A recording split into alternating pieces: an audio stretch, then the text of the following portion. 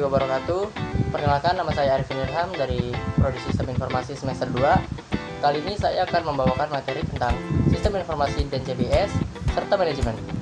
Sistem informasi adalah kombinasi manusia, teknologi, prosedur, dan basis data yang mengumpulkan, mengolah, dan menyebarkan informasi untuk mendukung pengambilan keputusan serta operasional organisasi.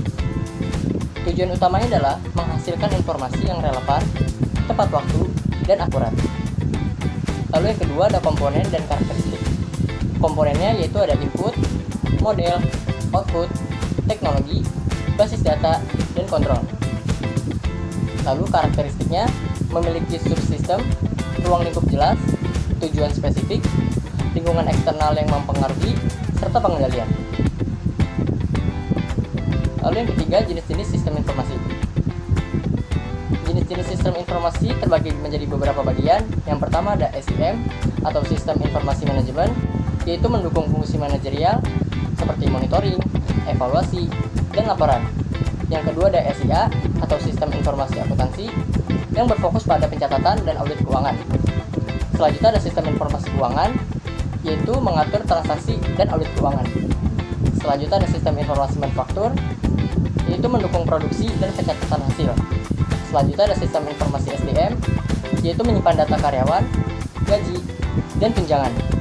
Lalu ada Sistem Informasi Pemasaran, yaitu mencatat penjualan, tren pasar, dan respon konsumen. Dan yang terakhir ada Sistem Informasi Eksekutif, yaitu mendukung pengambilan keputusan di level eksekutif. Selanjutnya ada konsep dasar dari SIM. SIM adalah sistem berbasis komputer yang menyediakan informasi bagi manajemen untuk perencanaan, pengawasan, dan pengambilan keputusan.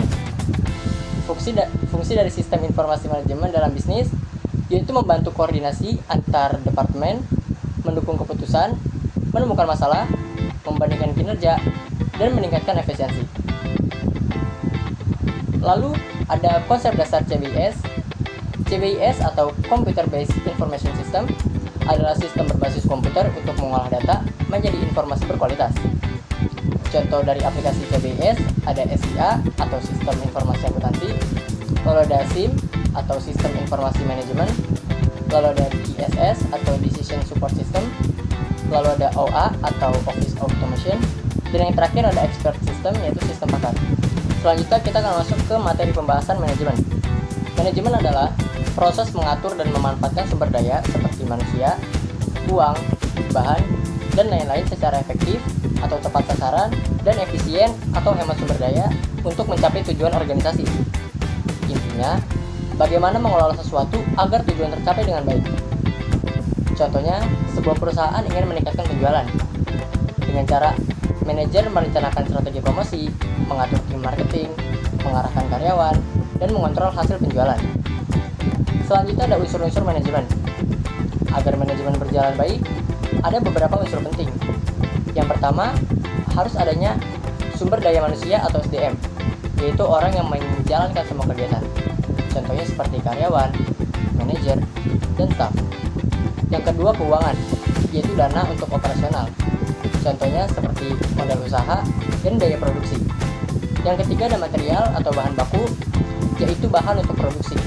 Contohnya seperti kain untuk industri pakaian. Yang keempat ada mesin, yaitu alat bantu kerja. Contohnya mesin produksi dan komputer. Yang kelima ada metode, yaitu cara kerja yang digunakan. Contohnya sistem kerja shift dan SOP produksi. Dan yang terakhir ada pasar, yaitu tempat menjual produk. Contohnya seperti marketplace, toko, ataupun konsumen langsung. Kesimpulannya, semua unsur ini saling berkaitan. Jika satu tidak optimal, hasil manajemen juga terganggu. Lalu ada fungsi-fungsi manajemen. Yang pertama ada perencanaan atau planning, yaitu menentukan tujuan dan langkah yang akan dilakukan. Contohnya, perusahaan merencanakan target penjualan 1000 produk per bulan dan strategi promosi di media sosial. Yang kedua ada pengorganisasian atau organizing, yaitu membagi tugas dan mengatur sumber daya. Contohnya, di marketing ada di bagian promosi, tim produksi yang membuat barang, dan tim keuangan yang mengatur dana.